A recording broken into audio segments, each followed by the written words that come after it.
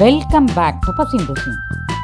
இன்றைக்கி பசியும் ருசியும்ல பாதாம் பிசினை பயன்படுத்தி ஒரு அருமையான மில்க் சர்பத் எப்படி செய்கிறது அப்படின்னு பார்க்க போகிறோம். பாதாம் பிசின் உடம்புக்கு ரொம்ப குளிர்ச்சி தரக்கூடிய பொருள். ஸோ இந்த சம்மருக்கு ஒரு முறை கண்டிப்பாக ட்ரை பண்ணி பாருங்கள் இந்த ரெசிபியை. வாங்க ரெசிபிக்குள்ளே போகலாம். பாதாம் பிசின் இப்படி தான் இருக்கும். இது எல்லா சூப்பர் மார்க்கெட்லேயும் இயற்கை அங்காடியிலையும் ஈஸியாக கிடைக்கும். இந்த பாதாம் பிசினை ஓவர் நைட் ஊற வச்சு எடுத்திருக்கேன். ஊறின பிறகு இது மாதிரி ரொம்ப அழகாக ஸ்னோ மாதிரி இருக்கும். இது 8 பீஸ் ஊற வச்சுருந்தேன். இந்த அளவுக்கு இருக்குது, நிறையாவே இருக்குது. இந்த பாதாம் பிசின் உடலுக்கு குளிர்ச்சி மட்டும் இல்லை, பயங்கர ஸ்டாமினாவை கொடுக்கும், ஸ்ட்ரென்த்தை கொடுக்கும்.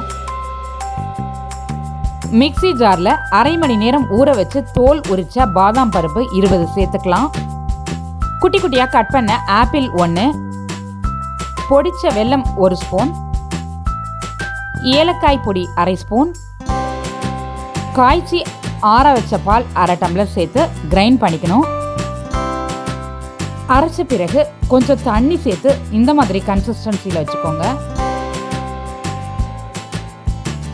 கிளாஸில் நம்ம ஊற வச்ச பாதாம் பிசின் 2 ஸ்பூன் சேர்த்துக்கலாம். கூடவே நம்ம அரைச்சி வச்சிருக்க பாலை ஃபில் பண்ணிக்கலாம். ஸ்பூன் வச்சு நல்லா மிக்ஸ் பண்ணி விட்டுக்கலாம். ஆக்சுவலி பாதாம் பிசின் ஊற வைக்கும் பொழுது நல்லா தண்ணி ஊற்றி வாஷ் பண்ணிவிட்டு அதுக்கு பிறகு ஊற வைங்க. மேலே கொஞ்சமாக பாதாம் பிசின் சேர்த்துக்கலாம். அதுக்கு மேலே கொஞ்சமாக பாதாம் பிஸ்தா கட் பண்ணி சேர்த்துக்கலாம்.